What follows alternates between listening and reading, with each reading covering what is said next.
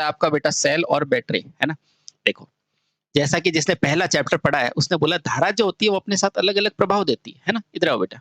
धारा जो होती है, अगर बेटा ये धारा किसी प्रकाशीय तंतु पर जाती है, तो बेटा क्या करती है, यहाँ से धारा जाती है और ये प्रकाश उत्पन्न करेगी। बहुत बढ़िया। तो बेटा ये क्या है? धारा का प्रकाशीय प्रभाव है। बहुत बढ़िया। उसी तरह बेटा जब धारा किसी मशीन के अंदर जाती है, तो मशीन में क्या होती है बेटा? कुंडली होती है। तो बेटा यहाँ क्या आता है? धारा का कौन-सा प्रभाव आता है साथियों? चुंबकीय प्रभाव आता है। आता है कि नहीं आता? बिल्कुल आता है। और बेटा उसी प्रकार से जैसे-जैसे हमने आगे चलना शारू शुरू किया, तो बेटा धारा के एक ऐसे प्रभाव की खोज की, जिसे बोला जाता है द्रव में धारा का प्रवाह करना, है ना? तो इधर आओ।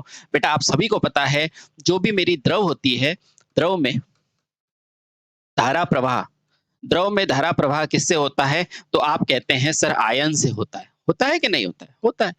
जैसे कि आपने H2SO4 वगैरह लेके फिर अपन करते हैं ना, बिल्कुल बताएँगे, डोंट वरी। तो दरअसल है क्या? बेटा ये आयन जो है ना, वो क्या है? वो आए कहाँ से हैं? वो आए हैं सर इलेक्ट्रोलाइट से। सर ये इलेक्ट्रोलाइट क्या है? जैसे-जैसे बेटा चैप्टर के अंदर चलेंगे ना, आपको सारी चीज़ें गुत्थी खुलती जाएगी। ठीक है? बहुत बढ़िया। ये इलेक्ट्रोलाइट दरअसल है क्या? तो बेटा ये है रसायन। क्या है? रसायन। ठीक है। इसका मतलब क्या है? इसका मतलब ये है सर, इसका मतलब ये है कि सेल वह युक्ति है जहाँ क्या कार्य आता है बेटा? धारा का रासायनिक प्रभाव काम में आता है। ठीक है? बहुत बढ़िया। अभी इतना समझो, फिर हम चीज़ें और समझते रहेंगे। ठीक है? यानी कि सेल में क्या होता है? बेटा धारा का रासायनिक प्रभाव काम आता है। ठीक है? बहुत बढ़िया। अब प्राइमरी है तो बेटा रसायन टूट के इलेक्ट्रिकल में चला जाएगा, और अगर बेटा बाई डायरेक्शनल है, जो मैं बताऊँगा आपको, इसका मतलब क्या है बेटा? उसमें दोनों तरफ क्रियाएँ हो सकती है। क्लियर? बहुत बढ़िया। जब सेल बनेगा तो बेटा सेलों का ही संयोजन क्या कहलाता है? बैटरी कहलाता है। अगर सेलों को हम श्रेणी में जोड़ देंगे तो बेटा क्या बढ़ जाएगा? वोल्टेज बढ़ जाएगा, और इन्हीं सेलों को हम समानांतर में जोड़ देंगे तो बेटा क्या बढ़ जाएगा? आपका वोल्ट धारा बढ़ जाएगी। ये सब हम चीजें जानते हैं। ठीक है? बस इन्हीं चीजों को पढ़ना है और हमारी चैप्टर क्लियर होता रहेगा। बोलो सही? हाँ सर सही। तो शुरू करते हैं साथियों, सेल और बैटरी। पहले पढ़ेंगे सेल को, फिर सेल से बैटरी बनेगी, है ना? चलिए बहुत बढ़िया। तो हमारा चैप्टर है सेल और बैटरी। चलिए सबसे पहले तो लिखते हैं बेटा सेल व बैटरी, है ना? बहुत बढ़िया। आराम से पढ़ो बेटा, सारी चीजें समझ में आएगी, टेंशन बिल्कुल नहीं लेनी है। ठीक है? ओके। चलिए सबसे पहले तो ध्यान रखना बेटा, कालांतर में जैसे-जैसे विद्युत की जानकारी हुई, तो बेटा हमें क्या पता चला? धारा के रासायनिक प्रभाव की जानकारी हुई, है ना? और उसी से बेटा हमारे धातु शोधन, धातु निष्कर्षण, यहाँ तक कि सेल और बैटरी बनाने का रास्ता खुल गया। ठीक है? तो लिखो बेटा, सबसे पहले प्रारंभ लिखो। जैसे-जैसे हमें धारा के रासायनिक प्रभाव की जानकारी हुई, धारा के रासायनिक प्रभाव की जानकारी हुई, ये बताएँगे बेटा, डोंट वरी, हुई। तो तो क्या हुआ बेटा? तो क्या हुआ? हमें क्या हमारे लिए विद्युत लेपन, धातु शोधन के निर्माण का रास्ता खुल गया। तो धातु शोधन यानी कि धातु को प्योर करना, विद्युत लेपन यानी कि बेटा विद्युत की मदद से किसी एक धातु की परत को दूसरे पे चढ़ाना। जैसे कि अभी बेटा आर्टिफिशियल ज्वेलरी चलती है ना, तो वो चढ़ाना, वो भी क्या कहता है? धातु का लेपन, विद्युत लेपन। तथा सेल व बैटरी निर्माण का रास्ता खुल गया। सेल व बैटरी निर्माण का रास्ता खुल गया। सर बात समझ में आ गई हमें कि जैसे-जैसे धारा के रासायनिक प्रभाव की जानकारी हुई, हमें पता चला कि धातु का शोधन भी किया जा सकता है, यानी प्योर भी किया जा सकता है, धातु का लेपन भी किया जा सकता है, यानी कि मैं एक धातु की दूसरे पे परत भी चढ़ा सकता हूँ, और बेटा सेल और बैटरी का निर्माण भी कर सकता हूँ। लेकिन इन सबको समझने के लिए मुझे इस शब्द को समझना पड़ेगा, रासायनिक प्रभाव कौन-सा है? रासायनिक प्रभाव कौन-सा है? ठीक है? बहुत अच्छे अच्छे समझेंगे। तो हमारे लिए चिंता का विषय क्या है? सर ये रासायनिक प्रभाव। हमारे लिए चिंता का विषय क्या है? रासायनिक प्रभाव क्या है? ठीक है?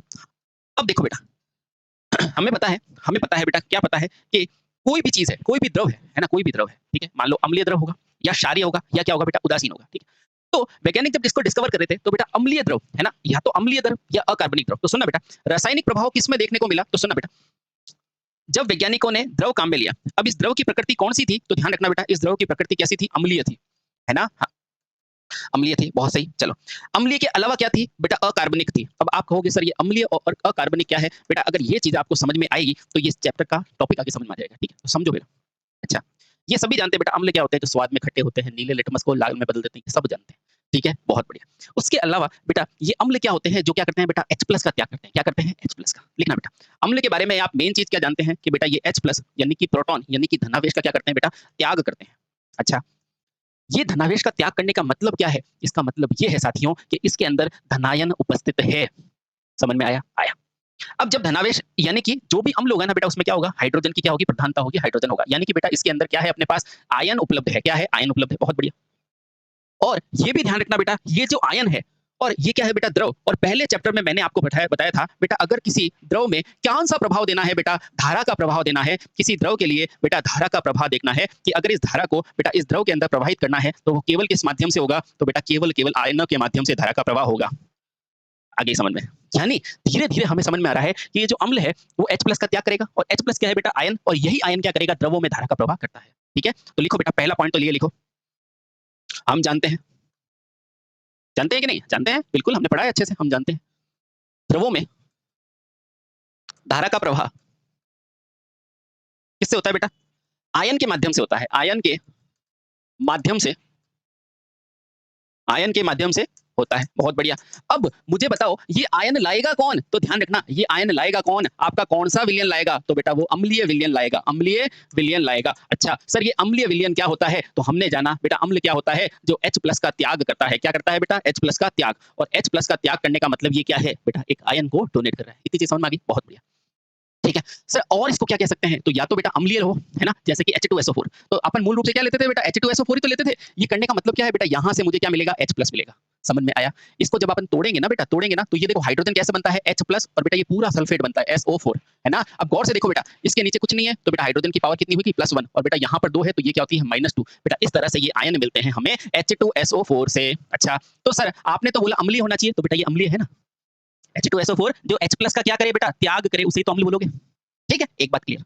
लेकिन ध्यान रखना बेटा, इसी अम्लीय विलयन को एक और नाम दिया जाता है। उस नाम को क्या कहते हैं बेटा? अकार्बनिक अम्ल। अच्छा सर, अभी बताते हैं बेटा अकार्बनिक क्या होता है? अकार्बनिक पदार्थ, इसे क्या बोला जाता है बेटा? अकार्बनिक विलयन। अच्छा, सर ये अकार्बनिक क्या होता है? देखो, कार्बनिक यानी जिसके अंदर कार्बन होगा, अकार्बनिक यानी जिसके अंदर कार्बन नहीं होगा। अब देखना बेटा, एक और परिभाषा है वो भी बताता हूँ। देखो बेटा, यानी या तो बेटा इसे अम्लीय विलयन कहेंगे, है ना? या बेटा इसे क्या कहेंगे? अकार्बनिक विलयन कहेंगे। क्या कहेंगे? अकार्बनिक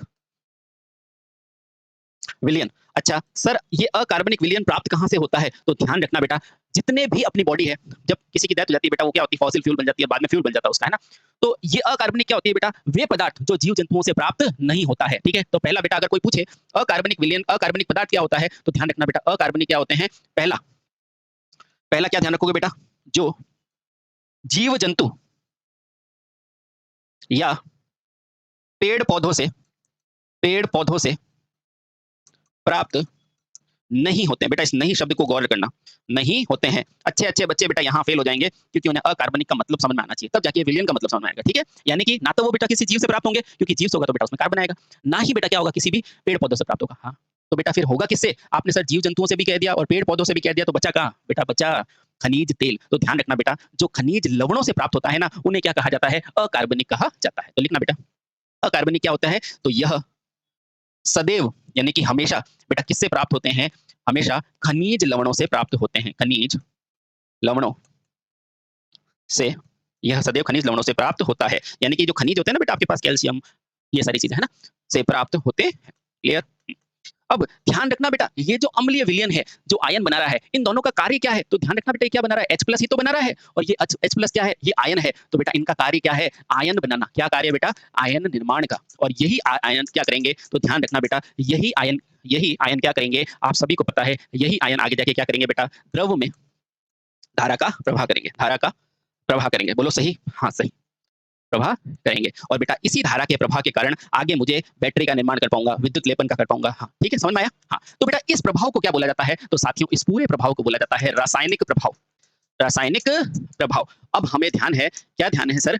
चलो मान लिया इसे रासायनिक प्रभाव कहेंगे और बेटा ये जो विलयन है ना, अम्लीय या अकार्बनिक विलयन, बेटा इस विलयन को क्या बोला जाता है? तो साथियों देखना, यहां से ये चीज नोट करो कि ओहो, इस विलयन को क्या कहेंगे? ओहो, ये तो कुछ ज्यादा विलयन बड़ा हो गया। चलो अपना स्क्वायर ले लेते हैं। तो ध्यान रखना बेटा इस अकार्बनिक विलयन को क्या कहा जाएगा? तो ध्यान रखना बेटा इस अम्लीय या अकार्बनिक विलयन को ही क्या बोला जाता है साथियों? इलेक्ट्रोलाइट बोला जाता है। क्या बोला जाता है? इलेक्ट्रोलाइट, है ना? हाँ, ये इलेक्ट्रोलाइट क्या होता है बेटा? वो द्रव होते हैं जहाँ से क्या निकलते हैं बेटा? आयन निकलते हैं। अब मुझे प्रश्न क्या पूछेगा? तो बेटा प्रश्न यहाँ से पूछेगा इस रासायनिक अभिक्रिया में आयन कौन उत्पन्न करेगा? तो आप क्या बोलोगे? इलेक्ट्रोलाइट। आपको पूछेगा इस रासायनिक अभिक्रिया में इलेक्ट्रोलाइट कैसा होना चाहिए? अम्लीय होना चाहिए या अकार्बनिक होना चाहिए? आपको पूछेगा बेटा ये अकार्बनिक अम्ल कौन से होते हैं जो क्या करेगा बेटा H+ का त्याग करता है, और अकार्बनिक कहाँ से प्राप्त होते हैं? तो बेटा खनिज तेलों से प्राप्त होते हैं। ये चीजें आपको क्लियर हो रही है? हो रही है, ठीक है? तो एक बार बेटा इस पॉइंट्स को लिख देते हैं अपन।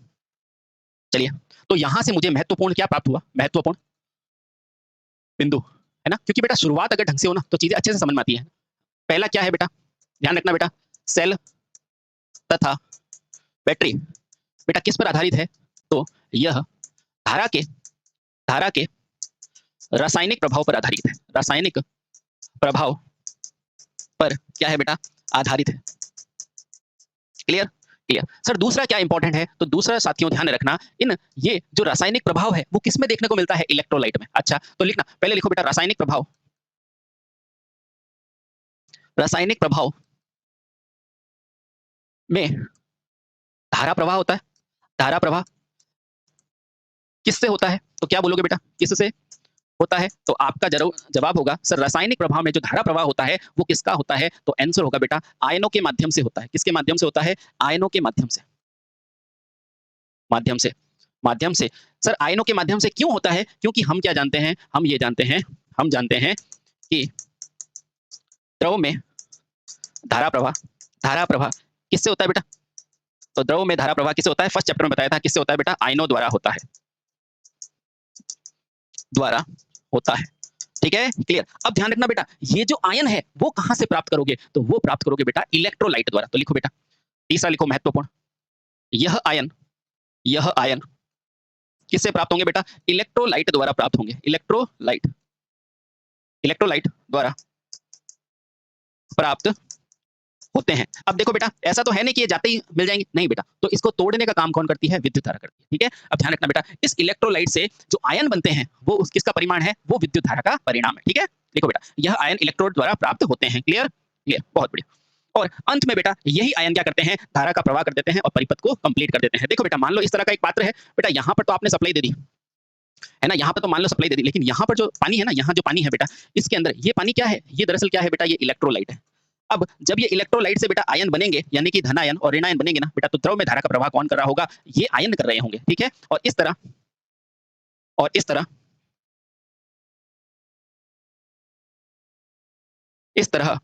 कहां पे बेटा? द्रव में धारा प्रवाह का पथ पूरा कौन करेगा बेटा? ये आयन पूरा करेगा। इस तरह द्रव में धारा प्रवाह का पथ, भाई यहां से तो ये धारा आ रही है लेकिन आगे जा पाएगी क्या? नहीं, क्योंकि ओपन में धारा जाती नहीं है। इसका रास्ता बेटा कौन बनाएंगे? ये आयन बनाएंगे। बोलो क्लियर?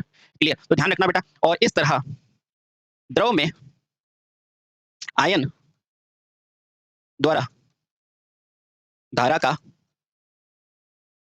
परिपथ पूरा होता है। परिपथ क्या होता है बेटा? कंप्लीट होता है, पूरा होता है। परिपथ पूरा होता है, तथा आयनों के माध्यम से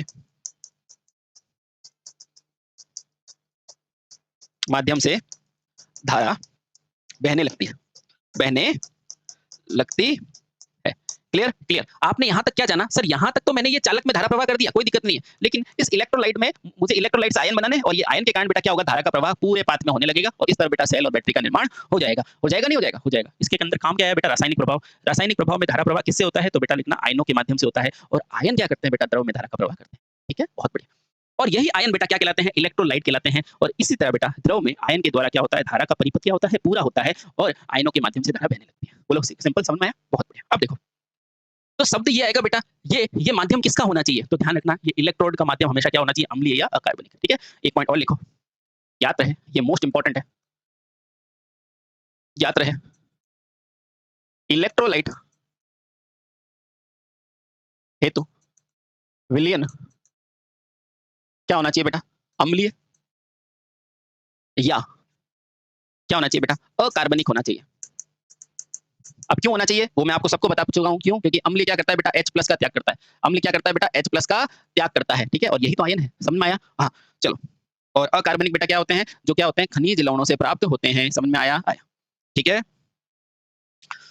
ज्ञात रहे इलेक्ट्रोलाइट हेतु विलयन हमेशा अम्लीय या अकार्बनिक होना चाहिए। अब क्यों होना चाहिए बेटा? आप सब जानते हैं। यहां से कोई टेक्निकल क्वेश्चन उठेगा तो आंसर दोगे? बिल्कुल देंगे, होना चाहिए। अब एक चीज और ध्यान रखना, एक पॉइंट और विशेष है, ध्यान रखना। अम्लीय क्यों? भाई आपसे पूछ सकता है ना, भाई अम्लीय माध्यम क्यों? अम्लीय माध्यम क्यों? तो बेटा इसका जवाब यह है अम्लीय माध्यम यूं क्योंकि अम्ल क्या करता है बेटा H+ का त्याग करता है, त्याग करता है ना? और बेटा ये H+ ही क्या है? ये H+ ही क्या है? आयन है, आयन है, ठीक है? और आयन क्या करेंगे? वही बात है बेटा आयन ही क्या करेंगे आपका द्रव में धारा प्रवाह करेंगे। बोलो सही? सही। अब देखना बेटा दूसरी पॉइंट ध्यान रखना। आपको पूछेगा मुझे बताओ ये अकार्बनिक कहाँ से प्राप्त होता है? तो ध्यान रखना बेटा अकार्बनिक विलयन, है ना? इसी को ही बोलते हैं बेटा अम्लीय अकार्बनिक, है ना? अकार्बनिक विलयन कहाँ से प्राप्त होता है? ये क्वेश्चन पूछा जाता है तो ध्यान रखना बेटा यह खनिज लवणों से प्राप्त होता है। तो यह खनिज लवण से क्या होता है बेटा? प्राप्त होता है, होता है। उम्मीद करता हूँ बेटा आपको मैं थोड़ी मात्रा में इसके लिए मैं थोड़ा-सा आपको प्रभाव समझा पाया हूँ कि आखिर ये चीज़ें कहना क्या चाह रही है, ठीक है? तो आपने क्या सीखा? आपने ये सीखा कि सर बैल सेल और बैटरी में क्या होता है? रासायनिक प्रभाव होता है और रासायनिक प्रभाव से क्या होता है? रासायनिक प्रभाव द्वारा हमने क्या उत्पन्न किया बेटा? धारा उत्पन्न करनी चाहिए और धारा उत्पन्न करने के लिए हमने इलेक्ट्रोलाइट लिया। ये इलेक्ट्रोलाइट क्या होता है बेटा? अकार्बनिक या अम्लीय, ठीक है? क्यों? क्योंकि इसमें से H+ निकलता है। क्वेश्चन क्या आएगा? क्वेश्चन ये आएगा अकार्बनिक मिलता कहाँ से है? तो बेटा जीव जंतुओं से नहीं मिलता, ये कहाँ से मिलेगा? खनिज लवणों से मिलेगा। बोलो क्लियर? हाँ सर बिल्कुल क्लियर, बिल्कुल क्लियर, ठीक है? चलिए बहुत सही। अब जैसे-जैसे बेटा हम रिसर्च करते गए तो हमें ये पता चला कि इलेक्ट्रोलाइट आ गए, आयन हो गए और द्रव में धारा का प्रवाह होने लगा और बेटा इस तरह से हमने क्या बना दिए? एक छोटी-सी बैटरी का निर्माण कर दिया। बोलो समझ में आया? हाँ सर बिल्कुल समझ में आ गया, ठीक है? बहुत बढ़िया। अब बेटा हम क्या पढ़ते हैं? धारा के रासायनिक प्रभाव को समझने की कोशिश करते हैं, ठीक है? कि आखिर ये धारा का रासायनिक प्रभाव क्या है? आई होप बेटा यहाँ तक आपको चीज़ें बिल्कुल क्रिस्टल क्लियर हो गई है कि आखिर ये बन कैसे रही है हमारी सेल और बैटरी, ठीक है? चलिए, तो अब पढ़ते हैं बेटा धारा के रासायनिक प्रभाव को, ठीक है? देखो, तो लिखो बेटा, अब पता चल गया ना बेटा कौन सा विलयन है अकार्बनिक या अम्लीय, है ना? कौन इलेक्ट्रोलाइट, ठीक है? तो अब लिखो बेटा विद्युत धारा का रासायनिक प्रभाव। अगला और इंपॉर्टेंट पॉइंट है विद्युत धारा का रासायनिक प्रभाव। विद्युत धारा का रासायनिक प्रभाव क्या है उसके बारे में हम जानते हैं, छोटी सी चीजें चर्चा करते हैं ताकि चीजें और ज्यादा समझ में आए, ठीक है? तो लिखो बेटा जब किसी अम्लीय या अकार्बनिक विलयन, क्यों लिखा रहा हूं ऐसा? क्योंकि ये देखो बेटा, ठीक है? हाँ, क्योंकि इलेक्ट्रोलाइट इसी का होता है। तो लिखना बेटा जब किसी अम्लीय या अकार्बनिक विलयन में विद्युत धारा प्रवाहित की जाती है, जब किसी अम्लीय या, ये सीधे क्वेश्चन पूछता है बेटा, या अकार्बनिक विलयन में, विलयन में क्या प्रवाह होती है बेटा? में धारा प्रवाहित की जाती है।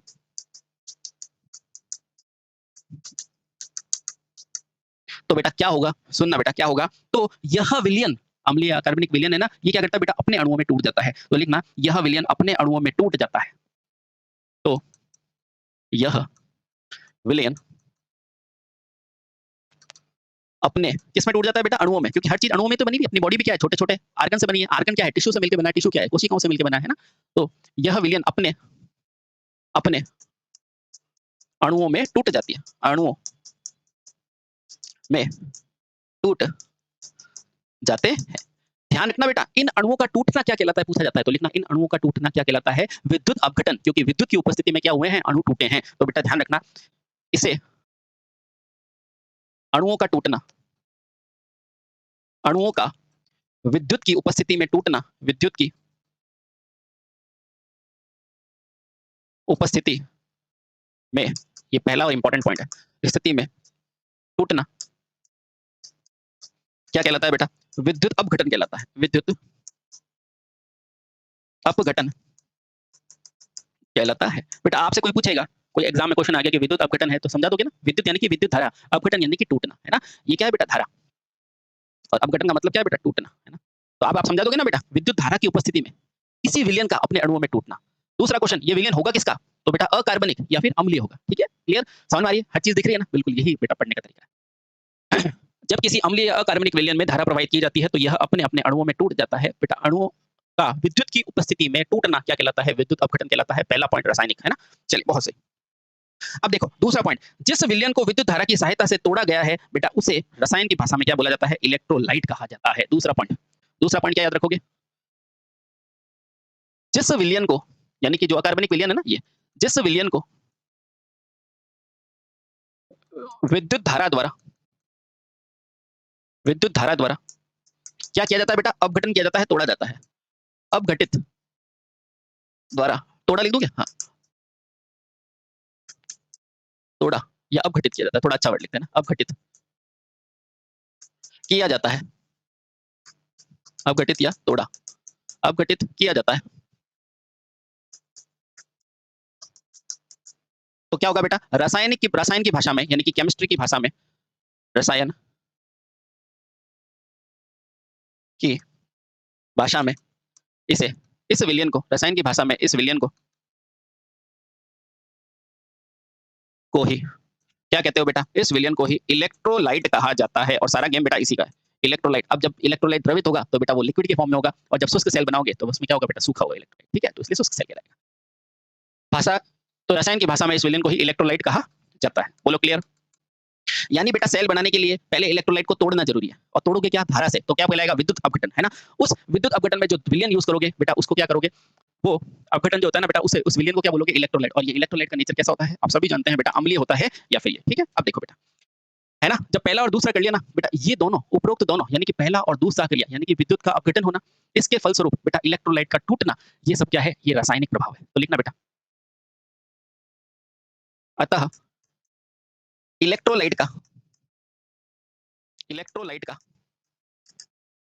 का विद्युत अपघटन की क्रिया द्वारा, अब ये सब समझा चुका हूं, है ना, अपघटन की क्रिया द्वारा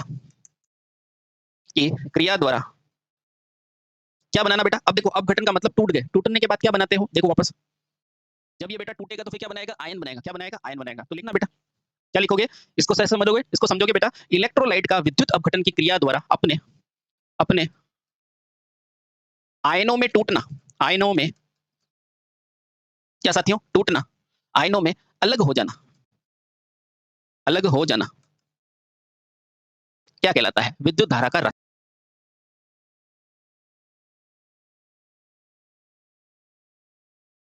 रासायनिक प्रभाव कहलाता है। बोलो ठीक है। हाँ, अब ध्यान रखना बेटा, ये जो आयन है ना, ये जो आयन है, ये दो प्रकार के होते हैं, धनायन और ऋणायन, ठीक है। तो लिखना बेटा, रासायनिक प्रक्रिया के फलस्वरूप टूटे आयन धनायन तथा ऋणायन होते हैं। चौथा इंपॉर्टेंट पॉइंट, ये सारे बेटा एग्जाम में आते हैं ना, और हम छोटी सी जानकारी की नहीं होती तो हम नहीं कर पाते, अब आप कर पाओगे। तो लिखना, अतः रासायनिक अभिक्रिया द्वारा आयन दो प्रकार से निर्मित होते हैं,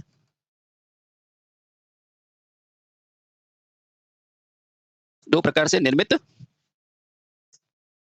होते हैं, जो धन आयन यानी कि पॉजिटिव आयन तथा, या सीधा पॉजिटिव लिख दो, धन आयन तथा ऋण आयन नेगेटिव कहलाते हैं। Clear, clear. ये देखो बेटा, स्टेप बाय स्टेप आप हर चीज को धीरे धीरे पढ़ते जा रहे हो, ठीक है, बहुत सही, बहुत सही। अब ध्यान रखना बेटा, अब आपको एक डाउट आता है, सर ये एनोड क्या होता है, कैथोड क्या होता है, बेटा ये सारी चीजें पढ़ूंगा, लेकिन इससे पहले मैं दो छोटी सी चीज आपको समझाता हूँ, ठीक है, बहुत सही। अब सुनो, ये मान लो एक मेरा पात्र है ना, आगे चल के मैं बताऊंगा बेटा, इस पात्र को वोल्टा पात्र कहते हैं, क्यों, क्योंकि सबसे पहले वोल्टाइक सेल बनेगा, ठीक है, बहुत बढ़िया। अच्छा, इसके अंदर बेटा ये क्या है, ये आयन है। अब देखो इसके अंदर भरा हुआ क्या है, इसके अंदर भरा हुआ क्या है, तो आप कहोगे सर इसके अंदर भरा हुआ है इलेक्ट्रोलाइट। क्या बना हुआ है, इलेक्ट्रोलाइट। क्या भरा हुआ बेटा, इलेक्ट्रोलाइट। अच्छा सर, ये इलेक्ट्रोलाइट आपने बताया धारा प्रवाह करेगा, बिल्कुल करेगा, है ना। अब देखो बेटा, ये इलेक्ट्रोलाइट डायरेक्ट टूट जाएगा क्या, नहीं, पहले इसको क्या करना पड़ेगा बेटा, तोड़ना पड़ेगा। अच्छा, तो मान लो बेटा तोड़ने के लिए सप्लाई देनी पड़ेगी, है ना, तोड़ने के लिए सप्लाई देनी पड़ेगी कि नहीं देनी पड़ेगी, देनी पड़ेगी, है ना। मान लो बेटा आपने यहाँ से सप्लाई दे दी, सप्लाई के लिए बैटरी लगानी पड़ेगी, नहीं लगानी पड़ेगी, लगानी पड़ेगी। पहला क्वेश्चन तो यही है बेटा, यहाँ पर मैंने एक बार दी डीसी और एक बार मैंने क्या दे दी, एक बार मैंने दे दी बेटा एसी। ये सेम टू सेम विलयन है। ये क्या है बेटा, ये इलेक्ट्रोलाइट है आपका,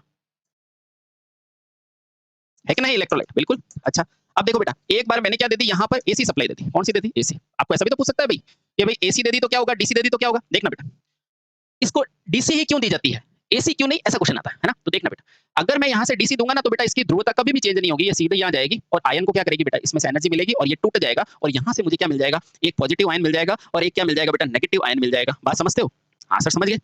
एसी में भी एक हाफ साइकिल में तो मिल जाएगा। देखो बेटा, एसी क्या करेगी, पहले हाफ साइकिल में पॉजिटिव इधर नेगेटिव इधर, लेकिन दूसरे हाफ साइकिल में बेटा नेगेटिव इधर पॉजिटिव इधर। तो बेटा ये प्रतिपल बदलती है, ये क्या होती है बेटा, प्रतिपल बदलती है। और इस इलेक्ट्रोलाइट भी बेटा कंफ्यूज हो जाएगा, पहले टूटेगा फिर वापस जुड़ जाएगा, फिर टूटेगा फिर जुड़ जाएगा। तो बेटा इस तरह से ये बैटरी की अभिक्रिया या सेल की अभिक्रिया एसी के साथ नहीं हो सकती है। तो बेटा ध्यान रखना है ना, क्या लिखोगे, ये हमेशा किसके साथ होती है बेटा, डीसी के साथ होती है। ये अभिक्रिया कभी भी साथियों एसी के साथ नहीं होती है, ये ध्यान रखना। तो क्या याद रखोगे बेटा, यहाँ से ये याद रखेंगे सर, यहाँ से ये याद रखेंगे कि सेल और बैटरी की अभिक्रिया हमेशा डीसी के साथ होती है, एसी के साथ नहीं होती है। ठीक है, बहुत सही। तो अगला पॉइंट क्या याद रखोगे? चौथा हो गया, पांचवा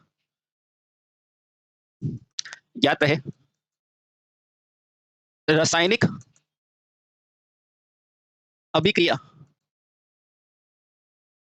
में इलेक्ट्रोलाइट का, इतने भाई इतने कमजोर थे ना अपने साइंटिस्ट, है ना? हाँ, इलेक्ट्रोलाइट का टूटना जरूरी होता है, का टूटना जरूरी होता है कि नहीं होता है? अतः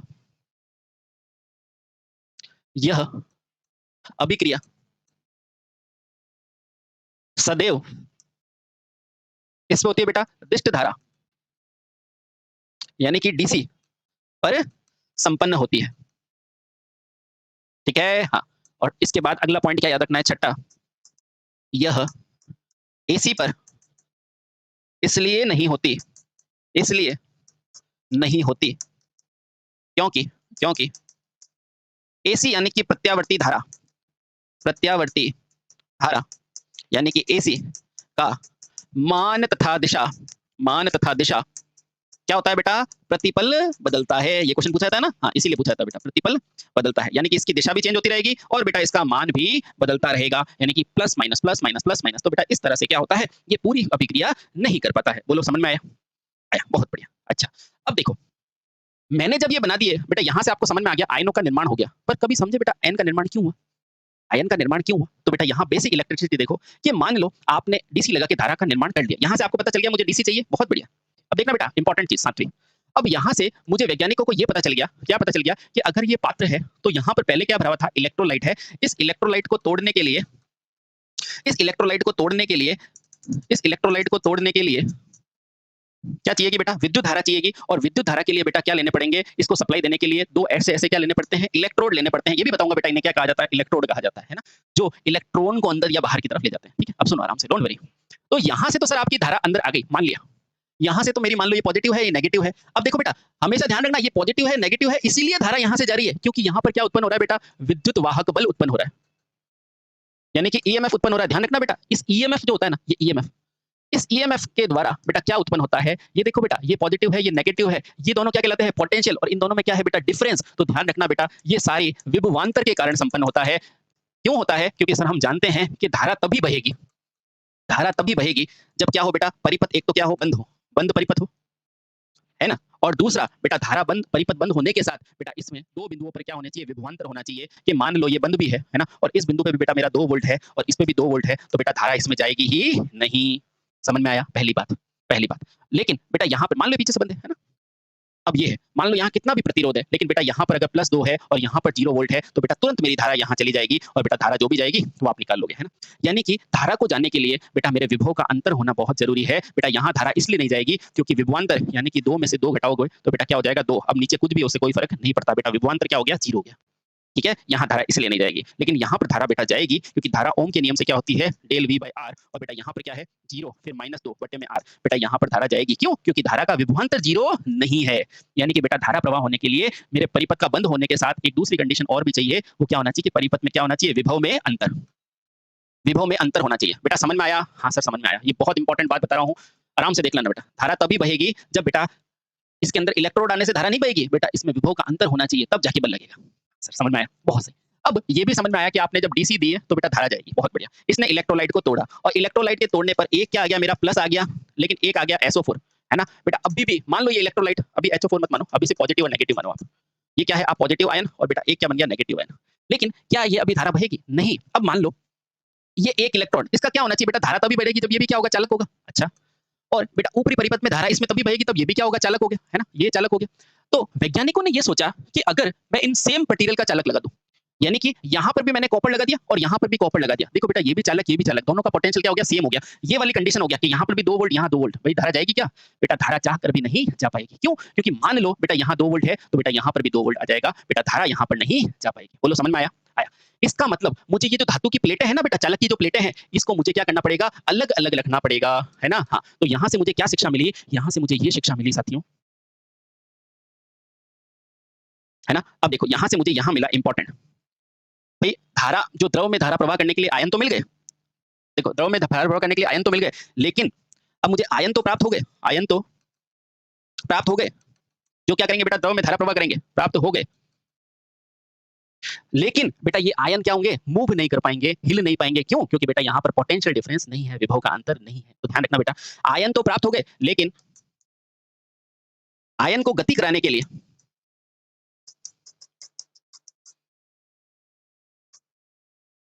गति कराने के लिए बेटा क्या होना चाहिए, दोनों चालक प्लेटें क्या होनी चाहिए बेटा, अलग अलग धातु की होनी चाहिए। के लिए दोनों चालक प्लेटें क्या होनी चाहिए बेटा, अलग अलग धातु की होनी चाहिए, अलग अलग धातु की होनी चाहिए, है ना। हाँ, ऐसा क्यों बेटा, अगर समान हो गई तो क्या होगा, धारा प्रवाह हो नहीं पाएगा, है ना। इसलिए चीज समझ में आ गई बेटा, इसलिए क्या होना चाहिए, दोनों धातु प्लेटें अलग अलग होनी चाहिए। बोलो समझ में आया, बहुत सही, ठीक है। अब देखो, बहुत सही, अब देखो बेटा, इसमें क्या होना चाहिए, अतः विभव अंतर पैदा करने के लिए सामान्यतः सामान्यतः दोनों दोनों चालक प्लेटें अलग अलग, अब ये क्या होती है वो सब बताएंगे, अलग अलग धातु की बनाई जाती है, अलग अलग धातु की बनाते हैं। Clear clear. अब इनको अलग अलग है ताकि क्या होगा बेटा, विभव अंतर बनेगा और उससे धारा प्रवाह होगी, है ना। क्यों? क्योंकि समान होगी तो बेटा धारा प्रवाह होना मुश्किल हो जाएगा। बोलो समझ में आया, बहुत सही, क्लियर क्लियर। अब देखना बेटा, अब इसमें क्या करते हैं, अब इसके अंदर बेटा अपन ने क्या किया, एक प्रयोग किया, अपन ने क्या किया, वैज्ञानिकों ने प्रयोग किया, है ना। बहुत सही, वैज्ञानिकों ने क्या बोला बेटा, एक प्रयोग किया। अच्छा, उसने एक बार तो बेटा एक प्लेट तो किसकी बनाई, एक प्लेट तो किसकी बनाई, एक प्लेट किसकी बनाई, कॉपर की बनाई, है ना। और दूसरी प्लेट किसकी बनाई, किसकी बनाई बेटा, जिंक की बनाई, है ना। बहुत बढ़िया, एक प्रयोग है ना। अब देखना बेटा, ये प्रयोग किया। अच्छा, कॉपर और जिंक का क्यों बनाई, क्योंकि ये दोनों क्या होती है बेटा, चालक होती है। अच्छा, चालक तो है, यानी कि यहां से बेटा धारा प्रवाह होगा, धारा प्रवाह होगा। बोलो, कॉपर तो है और धारा प्रवाह भी होगा। इसका मतलब क्या है, इसका मतलब साथियों ये है कि मुझे धारा प्रवाह करना है, लेकिन उसके अलावा बेटा इन दोनों के मध्य मुझे क्या रखना पड़ेगा, विभव का अंतर। वो कैसा आएगा देखना। हम जानते हैं बेटा कॉपर का परमाणु क्रमांक, ये मैंने साइंस में पढ़ाया ना आपको, इसी चैप्टर में पढ़ाया, मतलब इलेक्ट्रिशियन के स्टार्टिंग में। परमाणु क्रमांक बेटा, कॉपर का परमाणु क्रमांक कितना होता है, तो बेटा पूछा जाता है एग्जाम में, तो ध्यान रखना 29 होता है कि नहीं होता है, होता है। उसी तरह बेटा जो आपका ये जो जिंक होता है ना, उसी तरह बेटा जो जिंक होता है उसका परमाणु क्रमांक कितना रखा जाता है, तो जिंक का बेटा परमाणु क्रमांक कितना रखा जाएगा, कितना होता है बेटा, 30 होता है। अब देखना बेटा, मैं दोनों का क्या लिखूंगा, इलेक्ट्रॉनिक विन्यास लिखूंगा, इलेक्ट्रॉनिक इलेक्ट्रॉनिक क्या लिखूंगा बेटा, विन्यास लिखता हूं, है ना। इलेक्ट्रॉनिक विन्यास का मतलब क्या है, इसको क्रम में लिखना। जैसे के अंदर अधिकतम इलेक्ट्रॉन कितने रख सकता हूं, 2, फिर एल में कितने रख सकता हूं, एम में कितने रख सकता हूं बेटा, 18, और एन में कितने रख सकता हूं, 32, है ना। ये कौन सा बेटा, पहला कोश, दूसरा, तीसरा और चौथा। अब देखो, पहले में कितना रखा आपने, 2, दूसरे में 8, तो 10 इलेक्ट्रॉन रख दिए। अब तीसरे में कितने रख दोगे बेटा, देखो 10 और 8, तीसरे में 18 पूरे रख दो, तो ये 28 और 1 इलेक्ट्रॉन बचा। अब इसका मतलब क्या है, इसका मतलब बेटा इसमें मुक्त इलेक्ट्रॉन कितने हैं, ये एक क्या है बेटा, मुक्त इलेक्ट्रॉन। बोलो समझ में आया, आया। दूसरा क्या है बेटा, जिंक, जिंक का 30 होता है, यानी कि 2, 8, 18, और बेटा यहाँ पर क्या आएगा, 2, क्या आएगा, 2। बेटा इसका मतलब इसके पास क्या है, मुक्त इलेक्ट्रॉन क्या है, ज्यादा है, मुक्त इलेक्ट्रॉन क्या है बेटा, ज्यादा है, मुक्त इलेक्ट्रॉन क्या है, ज्यादा है। इसका मतलब बेटा जैसे ही मैंने जिंक लगाया तो उसके अंदर मुक्त इलेक्ट्रॉन की संख्या बढ़ गई, कॉपर के अंदर मुक्त इलेक्ट्रॉन क्या है, 1 है। इसका मतलब क्या है, इसका बहुत गहरा मतलब है, देखना आपने। अब इसका मतलब क्या है, देखो आराम से देखो, आपने क्या किया फाइनली, आपने क्या किया फाइनली, एक पदार्थ लिया, इस पदार्थ के अंदर बेटा एक तो ये क्या भरा हुआ है, इलेक्ट्रोलाइट है, क्या है, इलेक्ट्रोलाइट है, इलेक्ट्रोलाइट है। और जब बेटा ये इलेक्ट्रोलाइट टूटा है, ठीक है, या चलो या ऐसा करते हैं बेटा, इसको अगले वीडियो में अच्छे से और समझेंगे। अभी तक तो आप ये समझो कि सेल के अंदर क्या क्या हुआ है, ठीक है। तो मैंने इस वीडियो में आपको क्या बताया है कि 2 अलग अलग धातुएं यूज करेगी। पहला होगा कॉपर जिंक, क्यों, क्योंकि बेटा इसमें क्या है, दोनों में दोनों इलेक्ट्रॉन अलग है, और इस इलेक्ट्रॉन के अलग होने से क्या बनता है, पोटेंशियल डिफरेंस। इससे क्या आता है बेटा, इलेक्ट्रॉन संख्या, यानी कि मुक्त इलेक्ट्रॉन संख्या अलग होने से, अलग होने से क्या बनता है बेटा, विभव अंतर बनता है, विभव अंतर बनता है, तथा धारा परिवर्तन, धारा प्रवाह क्या होता है बेटा, संपन्न होता है, संपन्न होता है, ठीक है। अब इसके बाद बेटा हम देखते हैं कि एनोड क्या होता है, कैथोड क्या होता है, हर चीज समझेंगे। आशा करता हूं, उम्मीद करता हूं मैंने आपको पूरे अच्छी तरह से बेटा एक एक चीजें बताने की कोशिश की है कि अभी तक हो क्या रहा है, अपन कहां तक पहुंच गए बेटा। ये धातु प्लेटें दोनों अलग अलग रखते हैं, अभी मैंने एनोड कैथोड का जिक्र नहीं किया, ध्यान रखना, ठीक है। इलेक्ट्रॉन संख्या अलग अलग है, और बेटा इसी के कारण क्या बनता है, विभव अंतर बनता है और धारा का प्रवाह संपन्न होता है। Thank you so much. Bharat माता की जय, वंदे मातरम।